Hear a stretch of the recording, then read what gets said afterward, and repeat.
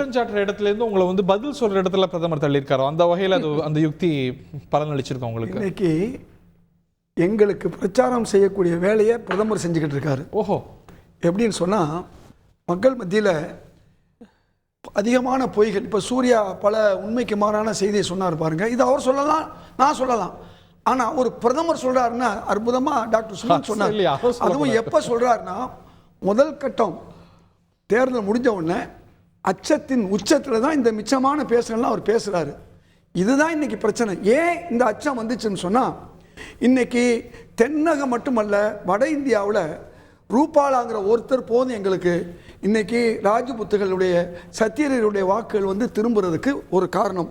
ஒரு எம்எல்ஏ சசி பாலான்னு ஒரு MLA, BJP MLA, குஜராத்தில் ஓட்டு போட்டு வந்து சத்திரியர்கள் பழிவாங்கன்னு சொல்லி ஒரு எம்எல்ஏ சொல்கிற அளவுக்கு நிலைமைக்கு வந்துருச்சு. அதை விட ரொம்ப முக்கியமான ஒரு விஷயம் நான் உங்களுக்கு சொல்லணும். இப்போ என்ன நடந்திருக்குன்னு சொன்னால் அந்த ராஜ்புத் ஆஃப் இந்தியாவில் போட்டிருக்காங்க, this is not a matter of apology but of respect of our sisters and daughters. People like Rupala are mere porn.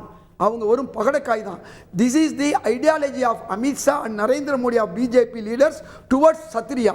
Our fight is for honour and respect. It will not end with an apology. என்ன சொல்கிறாங்கன்னு சொன்னால் இன்றைக்கு மாட்டுக்கறின்னு வச்சு தலித்துகளையோ பிசியில் இருக்கக்கூடியோ அல்லது முஸ்லீம்களையோ கேவலப்படுத்தினாங்க. அப்புறம் சூத்திரர்கள்னு சொன்னாங்க, சத்திரியர்னாங்க. இப்போ என்ன ஆகி போச்சுன்னா சத்திரியர்களுக்கு எதிராக பாஞ்சிட்டாங்க. இது அல்ல, நீங்கள் சொன்ன ஒரு வார்த்தை தெரியுமா? இன்னைக்கு ராகுல் காந்தி ரொம்ப தெளிவாக சொல்கிறாரு, ஒரு 10% வேண்டி 90% இந்துக்களுடைய வேலை வாய்ப்பு, அவருடைய பொருளாதாரம், அவருடைய கல்வி எல்லாம் பறிக்கப்பட்டு ஒரு சிலர் கையில் கொடுக்கப்பட்டிருக்கிறது. அது தொழிலாக இருந்தாலும் 200க்கு மேற்பட்ட பெரிய கம்பெனிகளுக்கு கொடுத்த சலுகையினால அந்த சலுகையில் பலனடைந்தவர்களில் 90% இந்துக்கள் இல்லை. அதையும் அவர் தெளிவாக சொல்றாரு. அப்ப இந்த 90% இந்துக்களை நாங்கள் அந்த அர்த்தத்தில் சொல்லலை, நான் வெறும் சர்வே தான் பண்ணுவோம், தூக்கி எல்லாம் கொடுக்க மாட்டோம். யாரும் தூக்கி கொடுக்க முடியாது. உலகத்தில் எந்த நாட்டிலையும் தூக்கி கொடுக்க முடியாது. ஒன்று புரிஞ்சுக்குங்க, சர்வாதிகார நாடுகளில் கூட அதுக்கு எதிர்ப்பு வரும். ராகுல் காந்தி நாளைக்கு வந்து சூர்யாவுடைய சொத்தை தூக்கி அந்தோனிதாஸுக்கு கொடுக்க முடியாது, உங்கள் சொத்தை தூக்கி ஸ்ரீராம்கிட்ட கொடுக்க முடியாது. இது நடக்கிற காரியம் இல்லை. நான் என்ன சொல்ல வரேன்னு சொன்னால் இது பொய்யான வார்த்தைகளை சொல்றது. ராகுல் காந்தி மேலே அந்த தவறை சொல்றது. ராகுல் காந்தி ஒரு தன் சாதியை பற்றி கூட சிந்திக்காம நேர்மையாக நியாயமா இந்த நாட்டில் நியாயம் நடக்கணும்னு சொல்லித்தான் நியாய யாத்திரை நடத்தினார்.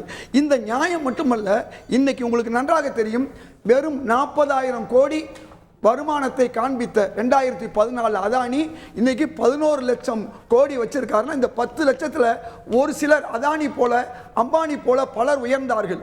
ஆனால் ஏழை எளிய மக்கள் 720 பொருள்களுக்கு வரி கட்டாதவர்கள், அதாவது அரிசிக்கு பருப்புக்கு உப்புக்கெல்லாம் வரி கட்டாதவர்கள் இன்னைக்கு கட்டினதுனால தான் இன்னைக்கு அந்த பல லட்சம் கோடி அரசுக்கு வருமானம் வருது.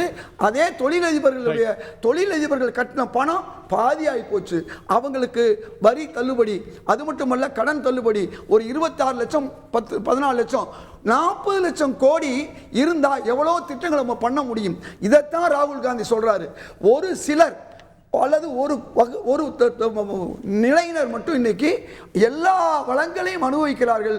ஆனால் 90 விழுக்காடு இந்துக்களுக்கு கிடைக்கல. மட்டுமல்ல, அவர் உதாரணம் சொல்றாரு.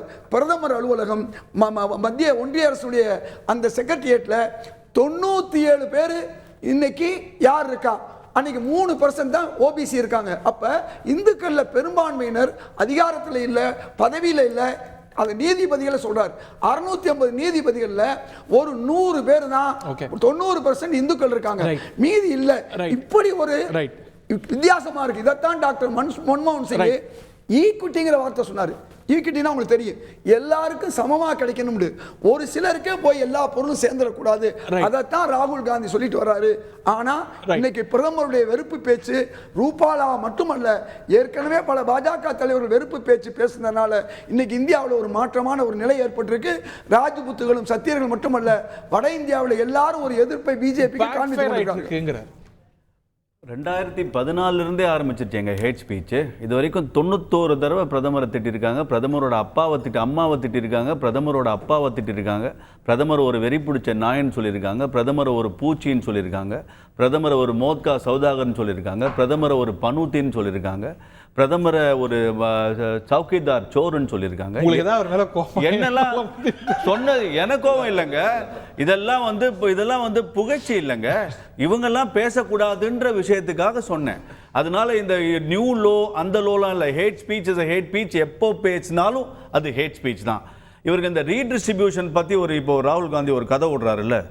உங்களுக்கு 2010 திரு மன்மோகன் சிங் அவர்கள் சுப்ரீம் கோர்ட் சொல்லுது பல டன் கணக்கில் கோதுமை வந்து வீணழியுது, மழையிலையும் இதுலேயும் நனைஞ்சு, அதை மக்களுக்கு கொடுக்கலாமான்னா அதுக்கு திரு மன்மோகன் சிங்கோட ரிப்ளை என்ன தெரியுமா? அப்படிலாம் கொடுக்க முடியாது. 37% இருக்கிற ஏழைகளுக்கு அந்த மாதிரி ஃப்ரீயாக நெல்கள்லாம் கொடுக்க முடியாது. நாங்கள் செய்யும் சுப்ரீம் கோர்ட்டை பார்த்து சொல்கிறாரு, don't interfere in our governance. இவர்கள்லாம் வந்து டிஸ்ட்ரிபியூஷனை பற்றி பேசுறதுக்கு ஏதாவது அருகதை இருக்கா? வேஸ்டார ஒரு கோதுமையை ஒரு ஏழை மக்களுக்கு கொடுக்க திராணி இல்லாத இந்த மன்மோகன் சிங் அரசாங்கம் இன்னைக்கு தான் ரீடிஸ்ட்ரிபியூஷன் ஆஃப் வெல்த் பத்தி பண்ணிடுவாங்களோ? எத்தனை வாரம் இந்த மாதிரி போய் சொல்லிட்டு இருக்க போறீங்க? மக்கள் உங்களை நிச்சயமா உங்களை சிரிக்க தான் சிரிப்பாங்க. சோ இத முதல்ல இந்த கதைக்கு அவங்களால பதில் சொல்லுங்க. அதுக்கப்புறம் ரீடிஸ்ட்ரிபியூஷன் ஆஃப் வெல்த் பத்தி பேசுவோம். ஏன் உங்களோட சக்தியை பத்தி பேசலையா? ஏங்க திரு அனிதா ராதாகிருஷ்ணன் என்ன பேசினாரு உங்களுக்கு தெரியாதா? இன்னைக்கு யார் பிரதமரை பத்தி என்ன பேசினாங்கன்னு தெரியாதா? ஏங்க இவங்கெல்லாம் என்னங்க இதை பத்தி பேசுறதுக்கு? ஏன் ஒரு அதே சூர்யா கேட்ட மாதிரி தானே உங்களுக்கு இதை ஒழிப்போம்னு சொன்னா, சனாதனத்தை ஒழிப்போம்னு சொன்னா உங்களுக்கு ஏன் அதுக்கு பொங்க முடியல? ஏங்க வயநாடு எலெக்ஷன் போறதுக்கு முன்னாடி வரைக்கும் ராமர் கோயில் போகாத ராகுல் காந்தி இப்ப எதுக்கு போறோம்னு துடிக்கிறாரு? ஏன் அமேத்தியில கண்டெஸ்ட் பண்ண போறான்னு போய் நிக்கிறாரா? இந்த மாதிரி போலி இந்துத்துவா, இந்த போலி பேச்சுகள், இதெல்லாம் தான் உங்களால இந்த 40 சீட்டு இந்த வாட்டி வருமானத்தை நீங்க செக் பண்ணிக்கோங்க. நீங்க அப்புறம் ஹேட் ஸ்பீச்சை பத்தி பிரதமரை பத்தி பேசலாம். ரொம்ப சிம்பிளுங்க. பிரதமர் அவர்கள் பிரதமர் ஆகிறதுக்கு முன்னாலேயே இந்த ஹேட் ஸ்பீச் பண்ணவர். உங்களுக்கு குஜராத்தில் நடந்த கலவரத்துக்கு காரணமானவர் அவர் தான் சொல்லி IPS IAS ஆஃபீஸர்கள் சொல்லி இன்றைக்கி அவங்களாம் ஜெயிலில் இருக்காங்க. முஸ்லீம்களை தன் காரில் அடிபட்ட நாய்க்குட்டின்னு சொன்னவரும் பிரதமர் தான். பிரதமரை விட இன்றைக்கி பாஜகவில் பெரிய ஹேட் ஸ்பீச் பேச வேண்டிய அவசியம் யாருக்குமே இல்லை. நம்ம ஸ்ரீராம்லாம் இவங்கெல்லாம் பரவாயில்லை, சூர்யாலாம் அதை விட மிக மோசமாக அவரே பேசினால தான் இன்றைக்கி ரூபாலா மாதிரி ஆளுங்க பேசிக்கிட்டு இருக்கிறது, அமித்ஷா மாதிரி ஆளுங்க பேசக்கூடிய ஒரு சூழல் ஏற்படுது. இப்போ ஒரு விஷயம், காங்கிரஸ் சொன்னதை செஞ்சிச்சுங்க. 70,000 கோடி தள்ளுபடி விவசாயிகளுக்கு செஞ்சிச்சு. RT பணக்காரர்கள் படிக்கக்கூடிய பள்ளிக்கூடத்தில் உங்களுக்கு 25 விழுக்காடு ஏழைகளை படிக்க வச்சுச்சு. அதே மாதிரி உங்களுக்கு கார்பரேட்டுடைய வரிகளை வாங்கி அதை ஏழைகளுக்கு கொடுத்துச்சு. இவங்க கார்பரேட் வரியை 33%லேருந்து 22 குறைச்சாங்க. 2019 நம்முடைய நிதியமைச்சர் நிர்மலா சீதாராமன் 15% கார்பரேட் கட்டினா போதுன்னு ஒரு சட்டத்தை கொண்டு வந்தாங்க. அப்போ ஏழைகளுக்கு எதிராக இருக்கிறது யாரு? பணக்காரர்களுக்கு ஆதரவாக இருக்கிறது யாரு? அதே மாதிரி ஒட்டுமொத்த இந்துக்களுக்கு எதிராக இருக்கிறது யாரு? இந்துங்கிற பேரை சொல்லி பாரத் மாதா கி ஜெய், ஜெய் ஸ்ரீராம் சொல்லி இந்துக்களை ஏமாத்துறாரு. திரு சூர்யா, திரு அதிரிதாஸ். இல்ல அதான் தொடர்ந்து மோடி அவர்களை பத்தி எல்லாமே பொய்யான தொகை, அப்படி சொன்னாரு இப்படி சொன்னாருன்னு. இப்போ குஜராத் கலவரத்தில் அவர் தப்பு பண்ணியிருந்தாருன்னா UPA சர்க்கார் 10 வருஷம் இருந்தது. அந்த கலவரம் முடிஞ்ச உடனே எவ்வளோ தண்டனை வாங்கி கொடுத்துருக்காங்க. அவர் வந்து நீதிமன்றத்தில் நிற்க வச்சு தண்டனை வாங்கி கொடுத்துருக்கலாமே. விசாரணைக்கெல்லாம் அழைச்சிங்களே 10 வருஷத்துல தண்டனை வாங்கி கொடுக்க முடியலையா? அவ்வளோ பெரிய மத்திய அரசாங்கம் எல்லாத்தையும் நீங்க வச்சுட்டு அவருக்கு நீங்க ஏன் தண்டனை வாங்கி கொடுக்கல? அதனால மீண்டும் மீண்டும் தோல்வியின் விளிம்பில் இருக்கிறதுனால இந்த மாதிரி தவறான பிரச்சாரங்களை மட்டும்தான் சொல்றாங்க. மோடி அவர்களை அசிங்கமா பேசின மாதிரி, தனி மனித தாக்குதல் பண்ண மாதிரி, இந்தியன் இண்டிபெண்டன்ஸ்க்கு அப்புறமா ஒரு தலைவரை யாராச்சும் பேசினதா நீங்க காமிங்க பார்க்கலாம். என்னென்ன பேசியிருக்காங்க இவங்க தலைவர்கள்? அவர் வந்து கணக்கு போட்டு சொல்றாரு, எவ்வளோ தடவை என்ன அப்யூஸ் பண்ணியிருக்கீங்க, எவ்வளோ தடவை என்ன கேவலமாக பேசியிருக்கீங்க. இப்போ இவங்க வந்து பிரதமர் மோடிக்கு ஹேட் ஸ்பீச் பேசுறாருன்னு சொல்றது ரொம்ப வியப்பா இருக்கிறது. குஜராத்தில் இப்போ சமீபத்தில் ஒரு காங்கிரஸ் தலைவர், நான் ஹிதாயத்துல்லா கேட்கிற பிரதாப் துஹத் அப்படின்னு சொல்லிட்டு ஃபார்மர் MLA, அவர் என்ன சொன்னார்னு நான் டிவியில் கூட சொல்ல முடியாது.